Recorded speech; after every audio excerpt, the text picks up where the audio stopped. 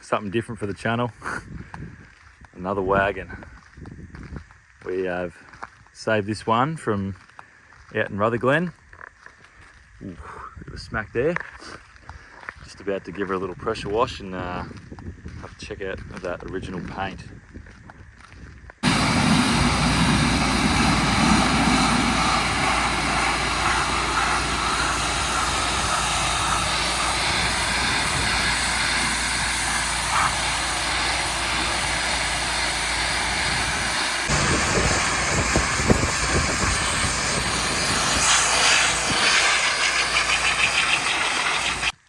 Righto, a bit of a halfway comparison.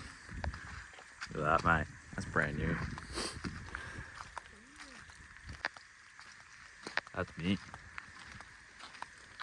Alright, what's going on, guys? Welcome back to another episode of the Haul Ass Garage YouTube channel. I'd just like to start the video by thanking everyone for the messages over the last few months.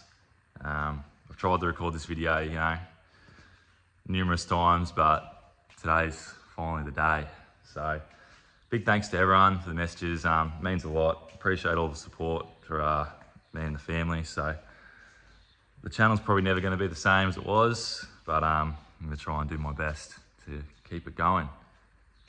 So what do we have here, eh? This is our 1968 HK Wagon,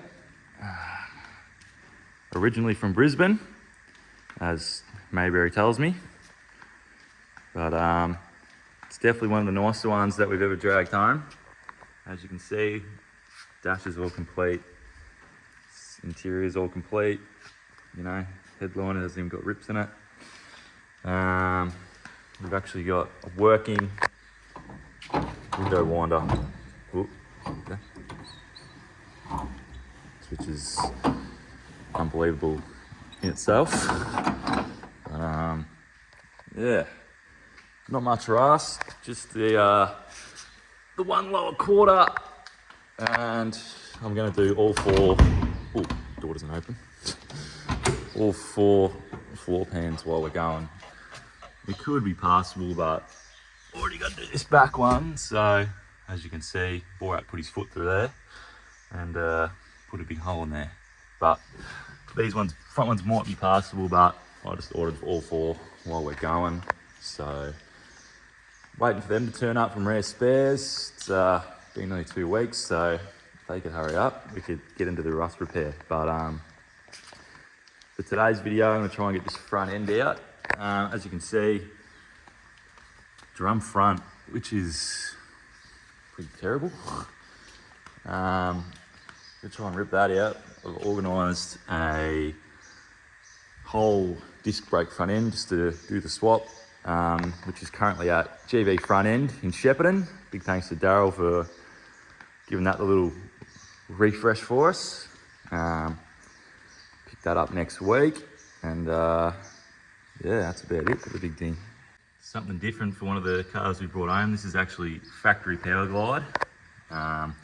Big thanks to Russell Harris and Luke Mills for donating some brake boosters. Gonna use one on this and gonna put one on my ute as well. So the booster combined with the refurbed disc brake front, this thing should pull up no worries. I'm gonna thank Grazy for finding me a 202. So gonna slap that in one arvo, and all the rest is there, all the wiring's here. So it should be pretty straightforward process as usual. If someone's even blocked off the fuel line with the bolt, which is handy. But yeah, all the wiring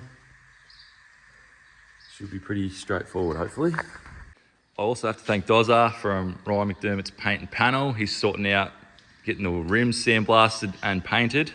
So this thing will be looking good on some white wall tyres. Look at this, mate, even got the powerglide badge. Also got to thank Jaden Grimshaw for hooking me up with some HQ front brakes for Fred. So, got a plan for some... Hey! Hey! It's Harry's dog.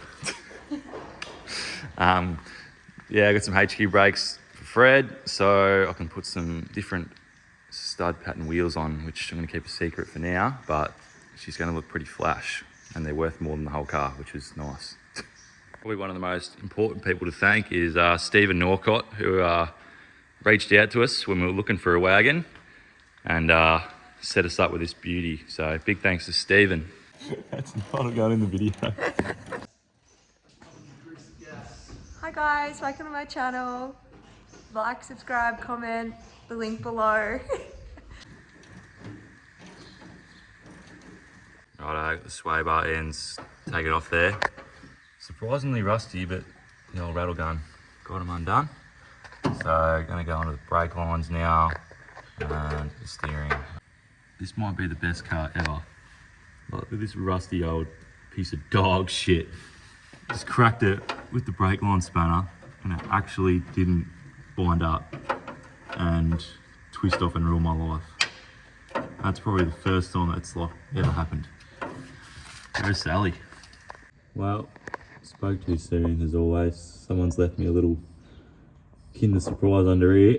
That thing is rounded off the shit house, so that's always good. Alright, managed to get it. Little tech tip, if you round your 50-year-old brake line off with your stupid spanner, just use a pair of vice grips on the little Donny and then spanner on this and then do the bloody reverse cowgirl and you can get it off. Easy as that.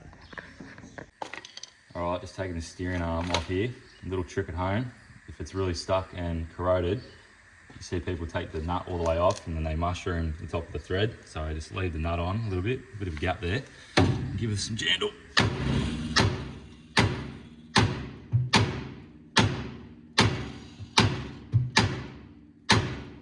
it still won't come off. Alright guys, simple as that. One swift hit and it just comes out. Alright, got this side off as well. It was a lot easier because it was covered in just years worth of oil and shit. But old matey's pulling the seats out, master mechanic. Yeah. Got one seat out. Struggling with the front seat. Front seat not so good. But alright, we got three main bolts here, and then this should just fall onto the ground. Right, I just pulled that very front bolt out and don't know if you can see that. She's a bit worse for wear, so I might shed her a new one. But yep, last two bolts are cracked, so I'm just gonna get the jack under there, under these bolts, and let her down. Oh, fuck. All right, front end is out, and 2 weeks later, our rust repair panels have finally showed up. Do not recommend these dudes. Took a long time and panels are damaged and all sorts of stuff with this one. Jesus. But I'm gonna try and get at least one of these front floor sections done today, if not two. And then, yeah, that'll be about it, I reckon.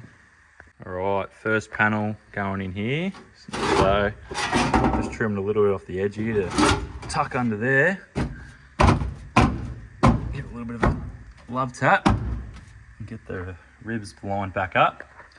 Now the best way to do this is you scratch around the edge to start with and clean it off with your flap disc, and then put it back on, mark it again with Textar, and then leave about a 5mm strip from your line and then whack it back on. As you can see, you got your scratch mark there. Give that a little grind. Also, when you're grinding up your pan, I've seen people just grind the top and weld them in, but the best way to do it is grind both sides so you don't get paint in your weld. Porosity. That's the secret trick. Righto, got our first panel here. Both sides, ground down. Feel like wiping your ass, mate. You gotta wipe both sides, or it's gonna be shit. But we've ground up around the edges here. Oop. Oh, now where it was. Oh, there it is. Now we're gonna mark it again, and then when you cut it, you leave a bit of 5mm strip around the whole thing, and then we'll tack her in. Well, wouldn't you know that for a whole last stitch up. Ah, old boy's just pissing himself right now. Just went to do the first tack. No wire left, mate. You've got to be kidding me.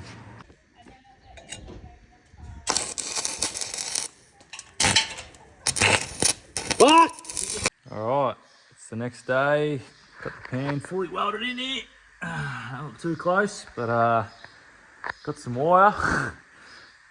And yeah, it's the first side done. Didn't record any of it because it was 41 degrees and I just wanted to get it finished, and I lost like 3 hours because the shed wall fell off. But that's the first side in, 3 to go. But that'll be about it for this episode. I'll let Ross cut out there. And what do you reckon, Mum? Happy? Yes, doing well. Thanks for fixing the shed. Yeah, shed's real clean.